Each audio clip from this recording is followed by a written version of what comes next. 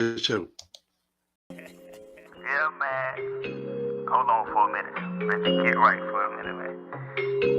Checking my Facebook page. Purchase your tracks today. And my Instagram page. And my Snapchat page. We'll get it back. See you flossing on Instagram, stay posted on Facebook. It's that. Yo, what up, man? You already know who it is. Mr. I See What You're Doing. And as always, I see what you're doing. You know what time it is. It's 5 o'clock on Thursday. And I want to thank everybody who tuned in, who is going to be tuning in. And we got a lot to break down, dissect, separate, figure out. The title of tonight's podcast is Power Moves Fast. Basically, in a nutshell, man, there's a lot of things happening in the news. I wish I could give it all to you. I can't. It happens so fast. I really don't know how to. What up, Walter? What's happening with you, man? I really don't know how to break it all down, man. It's just craziness all over the world, right? I mean, people struggling. The housing market's up. National Guard being deployed. Judges making decisions that are being defied.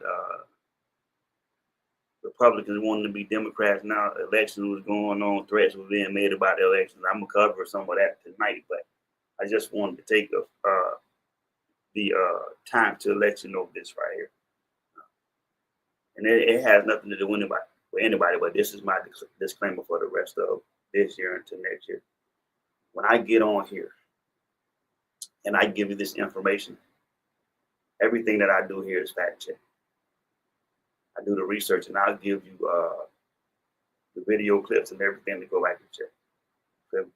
I'm willing to have anybody on this show that can talk about anything that I brought up on this show. But you got to show up to this show. I've had a couple of conversations outside of this.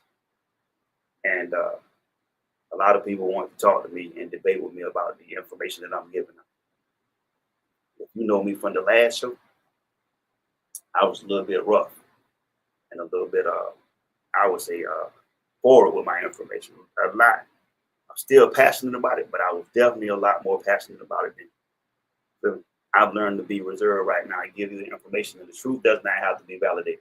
So when I give it to you, one of the things I pride myself on this time is having the information and having the video clips and information for you to go back and research what I've said. I give you pros and cons, positives and negatives to everything, because who wants to just talk to somebody who is being negative? So in all fairness, when I come on here, I have my opinion about it, but I'm not giving you my opinion. I reserve the right to hold my opinion to myself. I'm just giving you the opinion. I'm giving you the information and allowing you to make your own, devise your own opinion about it. So again, I thank y'all for tuning in, supporting. I thank you for supporting BFAM. And make sure you tune in to get KCTV, get the KCTV out. I got a lot of things coming up. I'll start divulging those things to you as I finish the projects. I got a couple of written projects coming up. I just finished the manuscript on relationships. I got a men's health book that I just finished writing. For those that don't know, I am a certified neuro-linguistics programming master practitioner, as well as a CBT coach. I can go down the list of things that I have. I'm certified in motivational speaking, public speaking, project management, and a whole lot, an array of things. Because I'm well versed, I'm trying to show you that you're in the front of and watching and listening to a well versed individual in a whole lot of different professions in life, right? So, with that being said, let's strap in. Let's get right to the show. The first segment that we're going to go into is division amongst the Senate. The actual topic the actual title of this segment is the Senate rejects Trump's tariffs.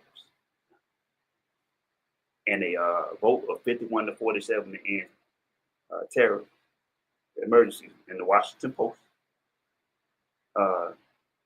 4 to 5 Republicans crossed the line, right? 4 or 5 Republicans crossed over and agreed with the Democrats that these tariffs might be over excessive. And I mean, I would go out to say possibly that I could agree on that because of the way that it's been affecting America as far as economic, the way it's been hurting the at the grocery store. When you go to Targets and to buy clothes, when you go to the grocery store to buy food, when you go anything that's dealing with commerce, these tariffs are hurting us. I mean, without an answer to it, if you get the tariffs, you make the money off the tariff. That money is not being used to support the American people in any way. The ease, financial burdens, any of that. That money is being used to build ballrooms and send money to Argentina.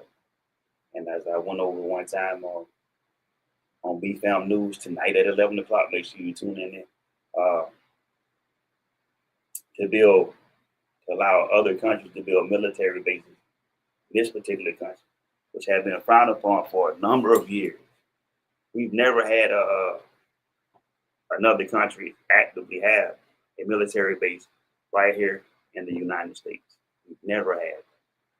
But under this particular administration, we have. You know, hopefully those Republicans crossing the line and rejecting Trump's tariffs will allow for us to get lower prices at the gas pump. It will help with struggling businesses. And it would, I'm going to address that right now for you, Walter. And it'll help with businesses that are about to file for bankruptcy and things like that. As far as how I feel about Trump blaming Biden and Obama's program, it's smoke and mirrors, man. I mean, everybody has to have a scapegoat, right? Everybody has to have someone that they can point the finger at and say, it was messed up before I got here. You know, we can say that when George Bush left office, Obama could have said the same thing. Trump said that Obamacare is terrible, but Obamacare allows for numerous amounts of Americans to be able to get health care at a discounted price that they otherwise would not be able to afford. And he's saying that he can fix Obamacare. But when I look at the way that they want to fix it, it's more of a hindrance and it's going to hurt more American people than it's going to help. So I think that if you go by the delusion from his first term and the way that he's handling his second term, both times he blamed the predecessor and didn't take advantage for the things that he did. It's okay to say I made a mistake, I made a bad judgment. God knows that the Republicans that voted for Donald Trump at this particular point are saying that they made a bad call. Their vote went to the wrong person. They wasted their vote. Now, I'm not saying that a lot of them come out publicly, but I mean, secretly, I would think that a lot of them, this is affecting us as well. But it's just not regular, everyday people that are being affected by Trump's policy. Billionaires, millionaires, every avenue of economics is being affected by Trump's policy. And maybe I'm missing something, but I mean, as I look upon it right now, it's definitely something that affects America as a whole. And whatever happened to for the people, by the people, or justice for all, one nation under God with liberty and justice for all. What happened to those those values have totally gone out the window. I can't go into all of the stuff that's circling around Trump's administration or around Congress or Senate right now because it would take more than 1 hour to do that. But definitely, in this particular climate that we're in right now, I think that I've never seen a president in 1 year frustrate the masses like this and then not be able to say, hey, what I'm doing is out of place. We may have done too much. And I need somebody to come in and assist me with fixing it. That's what the Congress and Senate is for. If you run the country right, you get sound advice from your advisors and people to guide you to having the country run seamlessly and have results that are beneficial to everyone. Let's do pros and cons while we're doing that. I hope that answers the question, Walter. One of the pros is to our segment is that it's rare bipartisan move, meaning that normally you don't see that many Republicans change sides like this. You don't see that many Republicans jump ship and go, okay, we agree with you. A lot of them possibly do, but I mean, because you are a Republican, it would not behoove you to just start to agree with everything Democrats say, right? Because it's still thugs and Christians still fighting against each other over nothing. Right? Another one is this: it connects policy with everyday thoughts. Am I a Democrat or Republican? Brian, I appreciate you asking that question. I personally might become an independent. And the reason why I say this is because, I mean, with the stuff that I do right now, I possibly could become independent. I don't go by Republican or Democrat. I can tell you that I normally vote Democrat. But the reason why I vote Democrat is because that's how it's raised. In this particular time, I'm voting for the person who stands on business about what they're sitting in. Somebody who has realistic ideas about their politics. If you watch the debates between Trump and Kamala Harris, Trump did not really have an answer to have a set policy that he was going to. Everything is going to be great. Everything is going to be, you know what I'm saying? But it wasn't a set. It wasn't concrete shit like I'm going to do this. I'm going to do that. The only thing that we can be sure that he said he was going to do is get rid of illegal immigrants. And I mean, so even with that, the way that he get rid of it, I don't think it's the right way. Oh, I just gave you my opinion. I don't think that's the way, but I think independent. That way, I can just vote for whoever has the best plan, the plan that makes sense. I've been a Democrat, and I have not always voted for Democratic candidates. I've voted for some Republican candidates. That's just who I am, and I stand on that. I've been that way all my life. I also believe that I would not scrutinize a man for his beliefs. You have the right to believe whatever you want to believe. I'll defend your right to believe whatever you want to believe. If you don't believe that, go back and check the history. I've always been there, but I will call out bullshit. I will do that, and that's not just with Republicans. That's with Democrats. I can tell you right now, with me, with whichever one of them fuck up, I'm calling up. I just really believe that it's time for regular everyday Americans to come to terms with the fact that the Congress and the Senate really not for you. They can do some shit and make it look like they for you, but I mean, it really comes down to money in this thing. Right? I've said before on this podcast that when they say a bunch of great things when they money, but when they get to office, that shit changes. Now, you believe that or not. You know what I'm saying? So, yeah. Come. The House will still needs to act on the Senate voted against.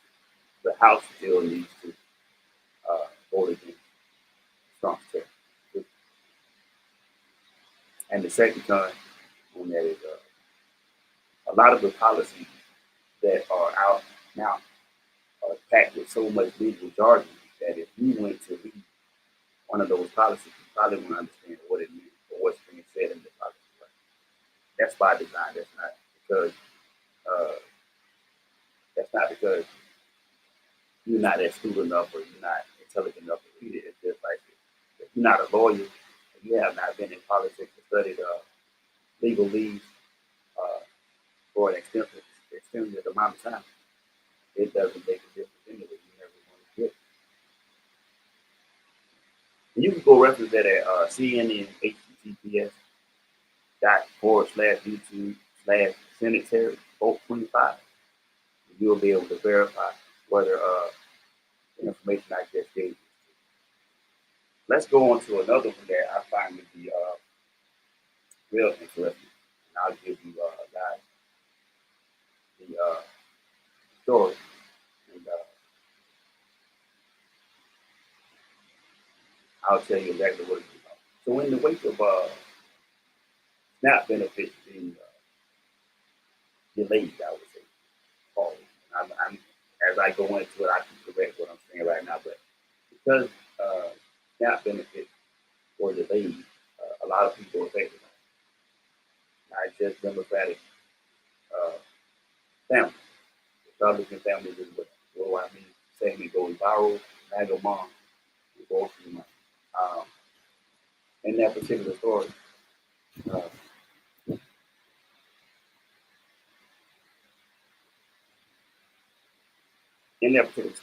the story goes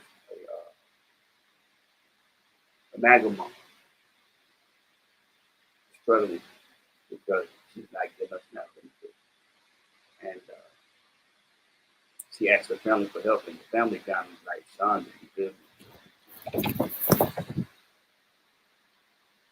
Hey, son, they're like, so why are we helping? You feel me? Like, because I mean, bootstrap, pull yourself out of things. Pull yourself up on your bootstrap. That type of history right there, but I mean, the normal stereotype would be that food stamps minorities, right? Black people. I mean, Caucasian families, people that are not well off, less fortunate, would you say? And everybody needs those, right? But the motive behind why we being stopped has never been explained.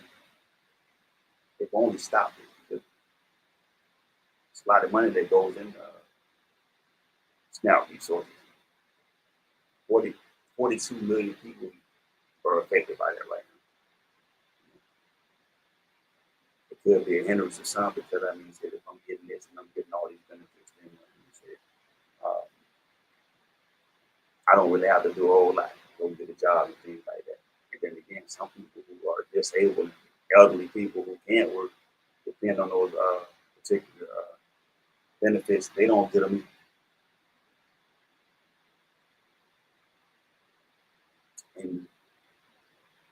In the country where our Congress, our Senate, our representatives want us to vote for them and put them in office.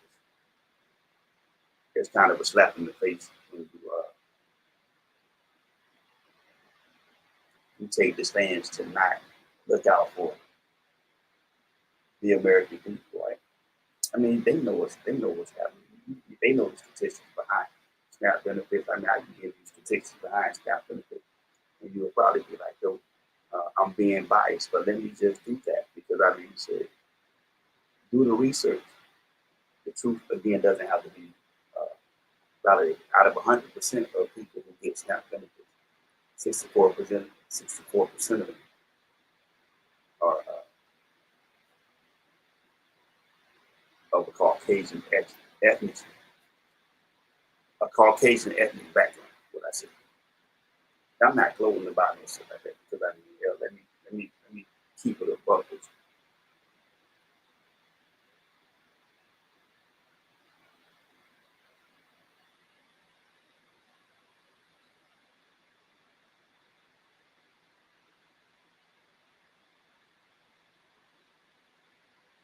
Yeah, we definitely know the game fine, but I'm glad you brought that up because that wasn't going to be one of my that wasn't going to be there. But let me give you an idea, right? I don't know how old you are, but let me give you a history behind that, right? Those same food stamps used to be government assistance in the form of powdered milk, government cheese, canned chickens, uh, bags of cereal, uh, dehydrated potatoes, and things like that, right? Along with the food stamps, right? We talk about wasteful money. We talk about what people use food stamps for. But I tell you, is that the criminal thing? Is that the most criminal thing that we come up with? Because behind that, we don't talk about the political kickback or the gentrification that goes on in the neighborhood. You just push people out of the neighborhood because you think that that particular neighborhood is not suitable for them anymore. The neighborhood that people that people moved away from because it had got bad, and now the rent has went up. Minimum wage has not gone up. The cost of living is so fucking high that you can't even provide. You can't even put a roof over your head. You feel me? You got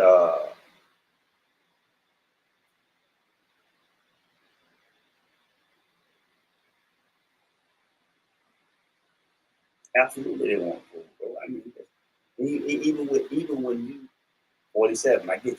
So you would understand what I'm saying right now, right? So listen, let's check this. If you don't have a job to cover your, if you don't have a job that pays enough for you to be able to cover light bill, water bill, rent, and all of that right there, you find another way to hustle. And I'm not saying that it's right by no means. I'm not talking about shit. You got to get it from the muscle. You know what I'm saying? You got to get it from the muscle. So in those particular situations, right, when you got kids to feed and you got to keep lights on in the kids' house, and McDonald's only paying $14 an hour, but your rent is $1,600 a month. What's the alternative to selling? What's the alternative? How do you justify having a whole bunch of stamps and not a roof over your head? And I mean, the crazy thing about it is this right here, Brian. You know what I'm saying? You seem to know a lot about this particular situation. You know the exchange rate is what. You get it? But this particular approach is that it's a relatable human story. You feel me? It's a relatable human story. A lot of people are going through. A lot of people are going through. And when we say people that are hooked,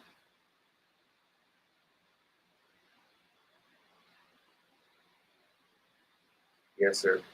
I don't think a lot of people are living above their means because if you think about the exchange rate on that, it's pennies on the dollar. It's not. You're not getting the help. You're not getting rich off of that. You know what I'm saying? Definitely. A food bank gives the government more control over the people. A food bank gives the government an extreme amount of control over the people, which is the agenda anyway. I'm not, I'm not doing that with you. I got to stay focused. Y'all almost for me. The second thing is pros. Emotion brings politics and life. That's another pro. It bridges politics and life, right? It connects both together, life and the the people in government that control the resources. It brings them together because now they have to look at this stuff. They have to look at it and sleep at night knowing that they put somebody in a financial bind or you took food out of kids' mouths, right? Because at the base of it, if you selling them, after I put this, if you put them in your house, after you fill your house up, would it be better for me to take them? Would it be better for me to take those things down and fill up my brother's house? Would it be okay if I took those things down and went down and went and bought something on bought food and fed the homeless? Because some people do that. You want to give it 100% minded that everybody's selling stamps and all that, and it's not that. Some people take those particular resources and they go out even though they don't have to. And they take it and they use those particular resources to maybe sell dinner plates or something like that to get resources for, And I don't know what walk of life you come from or where you come from.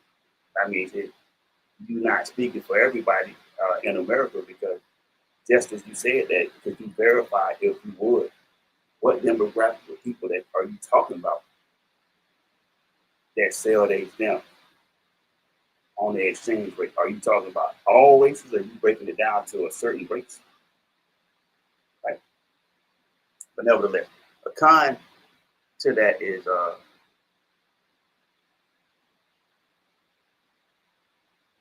and I don't even see a con to that.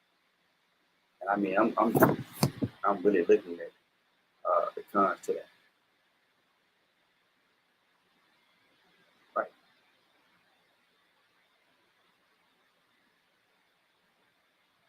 I don't see a con.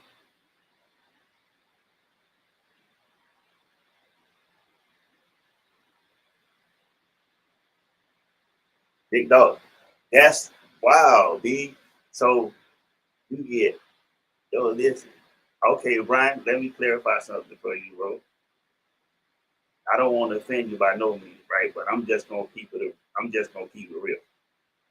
Hey, did I read that right? Did I read that right? Like, did you say that you said you got it from a young girl, or did you put a race behind it?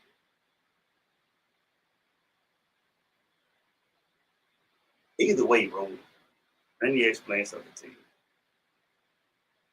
you. You buying them, bro. You part of the problem. If there's a problem, you part of the problem. You buying them. And then besides that, did you say you get $550 worth of them for 125? That's really pennies on the dollar, sir. That's really pennies on the dollar.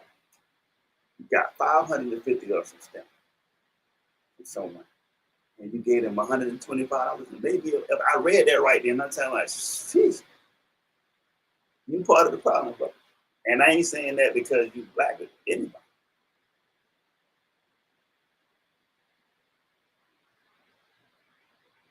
It don't matter how many stamps you get a month, bro. It don't matter how many you get a month. How can you complain about people selling it and you the one buying? You know what, man? On to the next segment. CBS was under fire about Trump interview, right? Trump claimed that 60 Minutes set him up, right? Trump said CNN set him up. Right? That would bring questions of who controls the narrative dealing with the news and investigative reporting. And it also focuses on media trust and editing ethics. So basically what happens is, Trump says CBS recorded 60 minutes, and then they edited the 60 minutes, and they only played what they wanted to play from his responses in order to make him look like a bad guy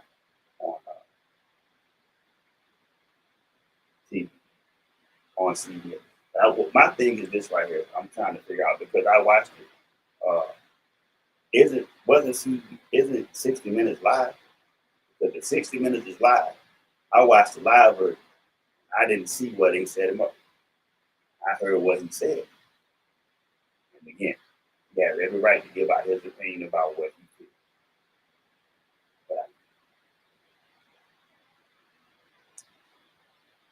Nope, that wasn't the setup. That wasn't the setup. Part of that is they encourage critical thinking because whether you believe that CBS set Donald Trump up or not, it's still for good television because it makes you think about what he's saying. I mean, do your research. Do your research.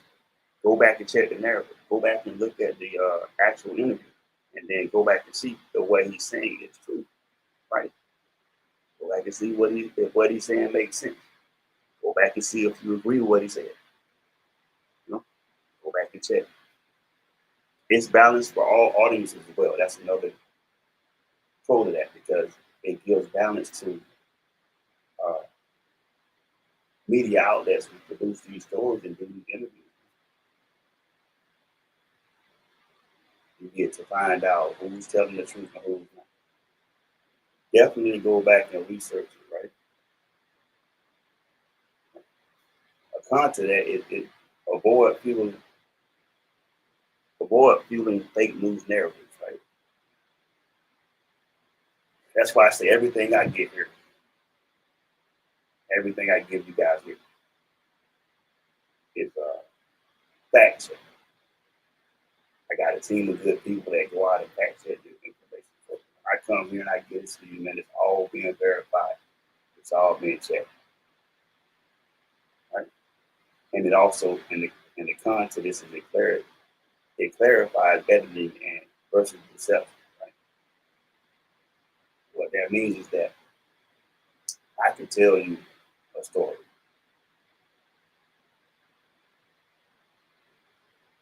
And I can tell you a story and record a video and show it to you. Right? In private, or however this thing goes. And then I can put it on Facebook, Instagram, or something like that. And it's a totally different version of what I showed. And since you don't have control of it, if you don't get a chance to see the original version of it, then what you see, you would deem to be true. Case in point. You have to be careful and research this stuff for yourself. I mean, I'm giving you the information. As a matter of fact, let me tell you, the video reference for that MAGA Mom story is https://YouTube/MAGA Mom story. Go check it out. She blasted her family on social media about not helping her because of Snap and this particular story right here. You can check out CBS https://YouTube/Trump CBS interview. And you can see exactly what CBS did and what Trump said and how Trump says that CBS set him up. I saw the video, I saw the interview, and my man definitely was on a tear. I can tell you that. let's go into the next segment. Hey Brian, this is gonna be good for you, man. I'm not calling you out, but just let's stay with the theme of the thing, because I mean, I love the energy that you bring in the way that you challenge me, right? So, segment number 4: SNAP contingency funds and court deadline. The court ordered continuation of SNAP benefits, and they explained the contingency fund. They explained the contingency funds, and that they had a contingency fund as backup money if the funding halt. Right?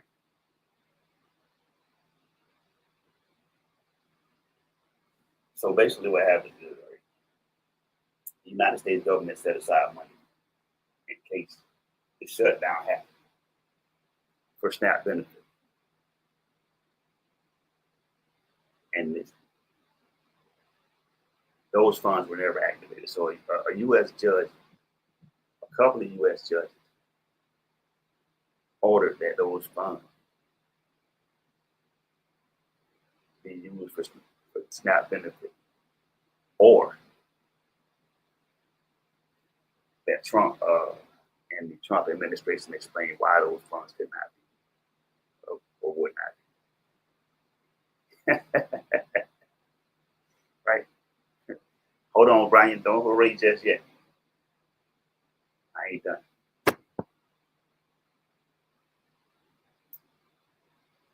It causes it definitely causes impact to families when the government gets shut down, because these type of benefits they get cut off, and if the money's not there to sustain it, then we have the situation that we're in right now, where our family, or you have family suffering. Do you know it's in we in the first, almost second week of November. Thanksgiving is coming up. People are getting ready to spend time with their families and everything like that. Not alone.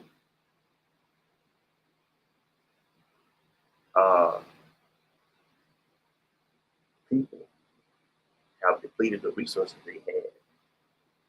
Right. You already have said that you can't buy certain things with SNAP. And now you can't get the SNAP benefit. And then puts you in a hole because you have a president that's saying we can turn SNAP back on if the Democrats concede to the Republicans' bill. But we haven't seen that bill. We don't know what's in that bill. We know what they say is happening with that bill. We know that they want to raise premiums and stuff on health benefits and things like that. And who does that help? It definitely does not help a person who is struggling right now to make ends meet. A person right now who does not have health care, because everybody doesn't.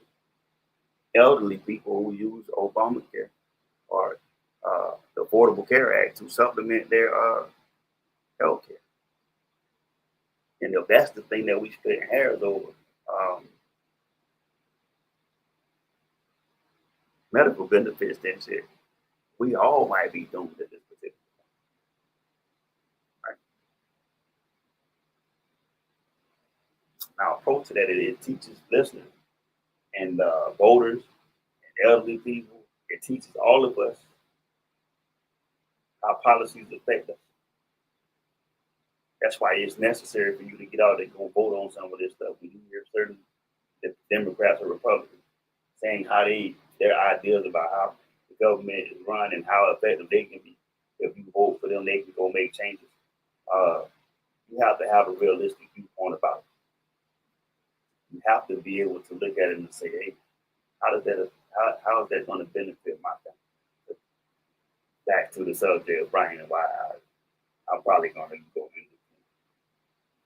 Because then I get to choose who has the best idea, and I'm not stuck to choosing what policies benefit my family by the determining I'm Democrat, I'm going to vote all Democrat. I'm Republican, I'm going to vote all Republican because that's my party. Like some kind of NFL team or basketball team. I've always been a fan of this particular team. That type of thing right there. So, I mean, it teaches us to really pay attention to where we are and in our daily lives, but as a democracy. And it also gives you an idea on the direction that democracy is going in. A con, because I got to move on now. It avoids medical jargon, right? Stuff that you don't understand. It avoids that type of stuff. When you get it, when you learn, and when you look into what's happening, you avoid the political jargon. You can look that source up at MSNBC, HTTPS /YouTube /Now Court Update. Watch the fairness of what I do next. Trump sent out all caps election day 1. That post was "You will rule the day."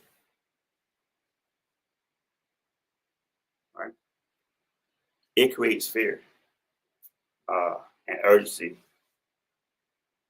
in how many people go out and vote, whether you Democrat or Republican. That was directed toward Republicans totally.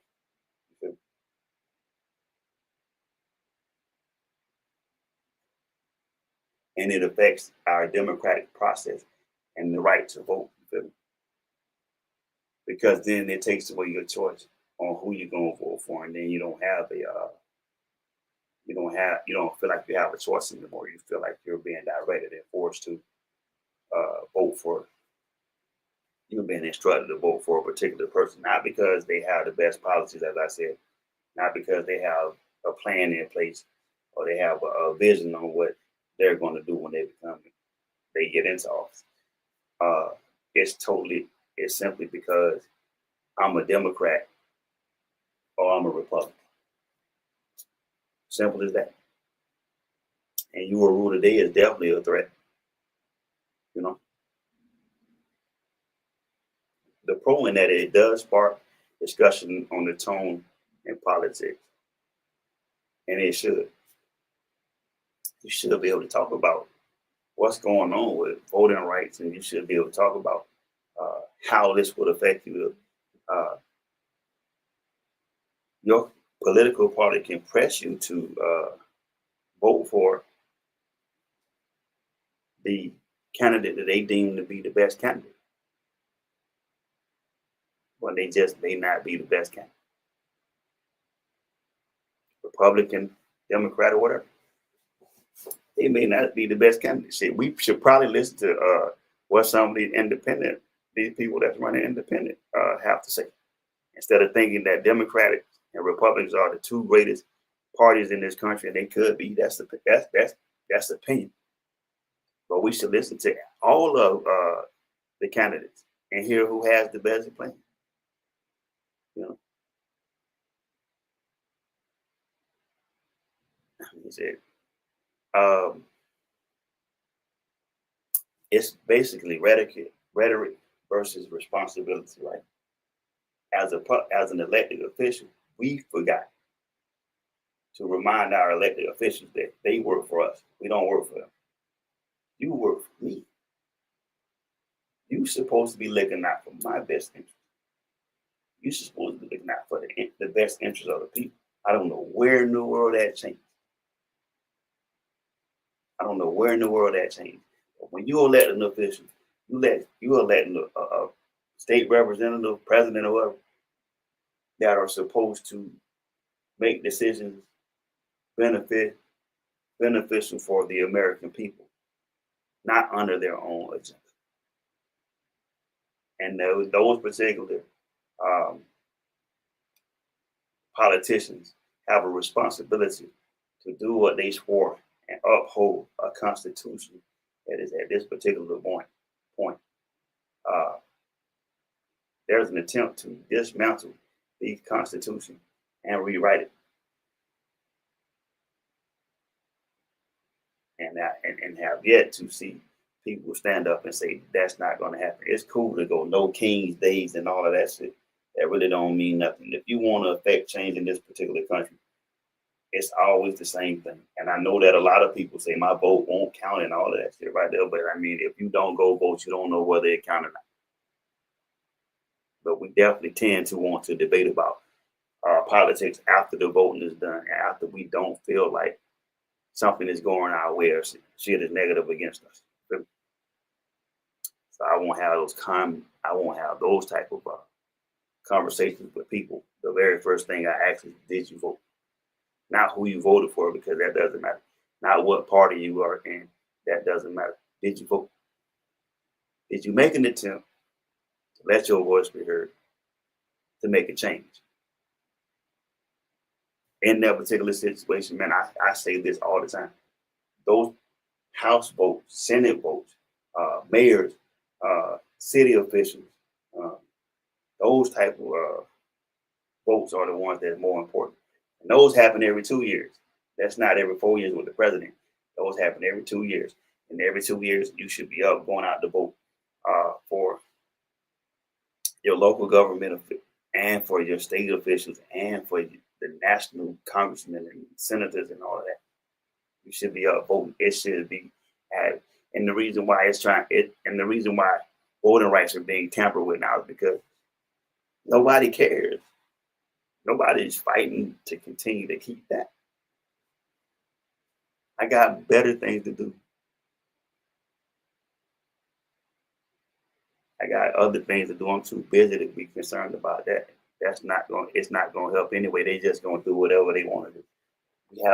We have yet to come to terms with the idea that at some point we either got to stand up as a nation or we got to stop crying. You either going to do something to make something happen or you not. Segment 6. SNAP benefits and defiance of court orders. Our dear president, man, had a timeline and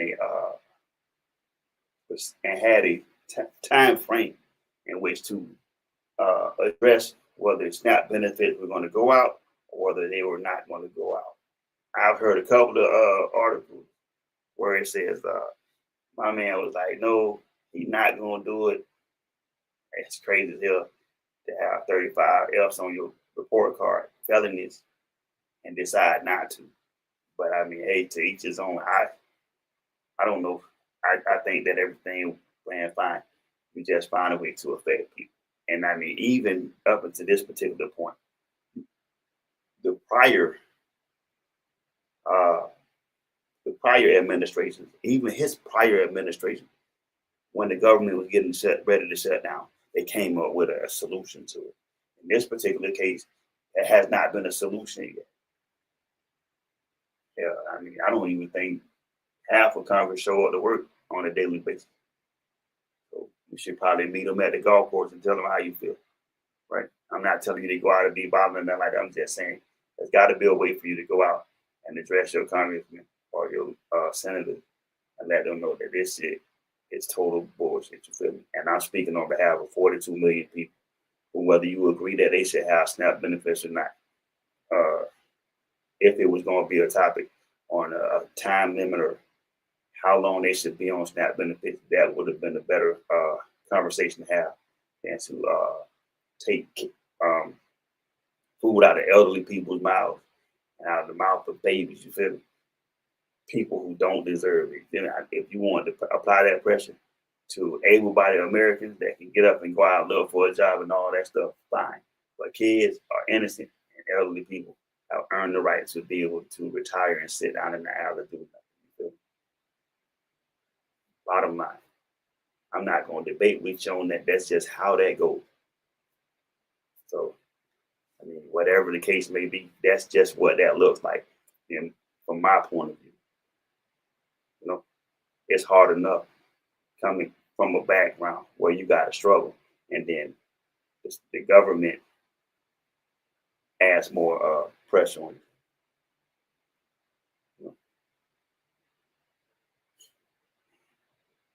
I mean, it definitely shines a light on this particular segment. Shines a light on executive power and judicial power, and who's really in control. Right? It definitely shines a light on that. Like, you elect the judges to uphold the law, and then I mean, shit. Then people act above the law, right? Oh man, and it puts a strain on families and communities, man. I mean, shit, some of these communities, they don't even. Some of these people are already in a financial bind, as I said before. Now you have this community, right? And mind you, some of the people that we talk about, they work jobs, and the stamps is a supplemental to someone who's already working to make ends meet. And I know a lot of people out there don't know what it look like to make ends meet, because everybody came from a well-off place, you know, and that's not how that works. But I mean, shit, if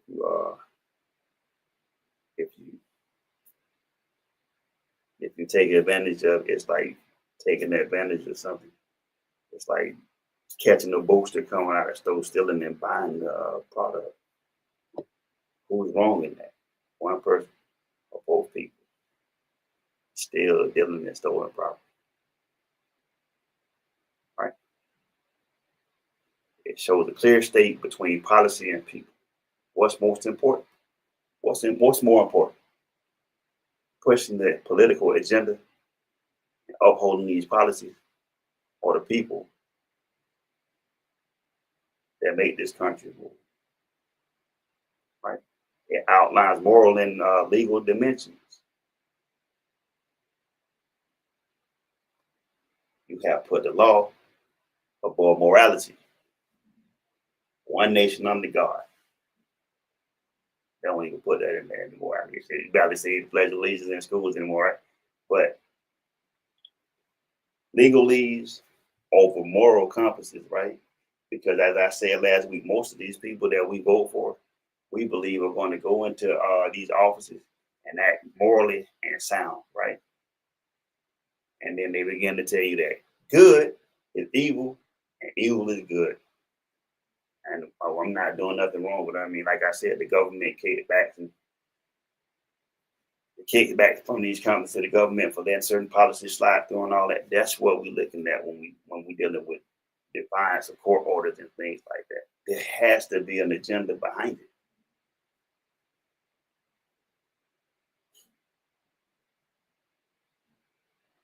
But I want to amend that. Our government and the Trump administration has said that they will pay partially, and I think they should pay the whole thing. But I mean, something is better than nothing, right? A crock of shit. Give everybody what they supposed to have. You feel me? We waited too late in the game to start acting this way about SNAP benefits. You feel me? Change the policies on SNAP benefits. Do an overhaul on SNAP benefits and the requirement to get them. I can agree with that. But stopping SNAP benefits altogether, that's an attack on the American people. You can look that up at https YouTube.com/SNAP Defiance Report. And the previous one, you can look that up at YouTube.com/Trump Election Post. And the last one I'm going to get right into: deep fakes and digital deception. Rise of AI, deep fakes in politics. And like I said, verify before you say something, right? So, in a nutshell, man, when I look at this deep fake politics, you can use AI to do a lot of stuff in the world, right? Hell, you can use AI to get a college degree if you're doing it online and shit. And I'm not trying to expose nobody to nothing, but I be in places where I know some of this is just really, some of this is just really not studying and late nights coffee and shit like it was back in college and shit when you had to stay up and actually do the work. Artificial intelligence is the wave of the future. And everybody's going to use AI at some point here. I use AI. Everybody. Not for this particular thing right here, but I use AI for a lot of shit. You know what I'm saying? Because it's just like Google. If you put something in Google, shit, Google is just a lower form of AI. Or why else would you be able to put that much information in one server and be able to get it like that? So yeah, it is modern. It is education. You feel me? It's the wave of the future. If you ever wanted to go in a direction or anything to change your financial status right now, AI would be the thing to learn. Nugget, man, I just gave you something to kind of go out and it also builds media awareness. So with these particular articles and things that politicians, news media, back to the other thing, CBS set me up, possibly, but I mean, I doubt that because, like I said, I saw the interview. But I've also seen where you can make AI generate commercials and things like that for you. So deep fake AI, possibly. How much of it is being used? I can't verify that for you. Is it being used? Absolutely, without a doubt. You know, and that's my time, man. I just want to thank you. We went over a lot of subjects tonight. A lot of them were dealing with America because I believe that's it. There's a point where America has to heal. You know, we got a lot of shit going on, changing history books, taking history books out of changing history, taking books out of educational libraries, tearing down monuments and putting them up. It's just a lot of tension in the world, and it's a lot of tension in this country. It's a lot of confusion and chaos in this country right now. And as a people, we trying to navigate it together and separately. And yes, sir. I appreciate you, Brian. I appreciate you, man. Definitely check back in with us, man. We glad to have you, man. Make sure you email me, man, at Iseewhatudoin Podcast at gmail.com. It's just like right behind my name. You can email me with that, man. Email me there, man. You can reach out to DC. I'm still giving away the outline. I got the outline going now. All you gotta do is give me one of these, and I'll sign it and send it to you, man. That's my gift, me to you. You feel me? My closing quote is: "Power moves fast, but truth moves faster." Make sure you educate yourself. Don't believe everything you hear.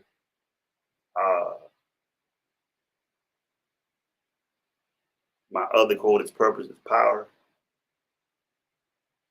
and awareness is the first step to change." I love you. I hope you love me back. I appreciate you for checking in with me this week. I'm going to get out y'all way, man. Up next is I don't know who next, but stay with BFAM till 11 o'clock, and I'll be back with you at 11 on BFAM News. Make sure you check out You Guys Are the Worst, and make sure you check out Speak That Shit. So run the 2-hour show, man. It's gonna be an impactful night, man. I hope you catch all of it. So stick right here at BFAM 109.6. Wherever you at, stay there. www.effect.com for more info, beats, and designs. Beats available for $30 and exclusive beats starting at $149. Make your next move. Shawty, I'm with your girls, I do my do. Yeah. And we can all Hey man, I'm warning them. This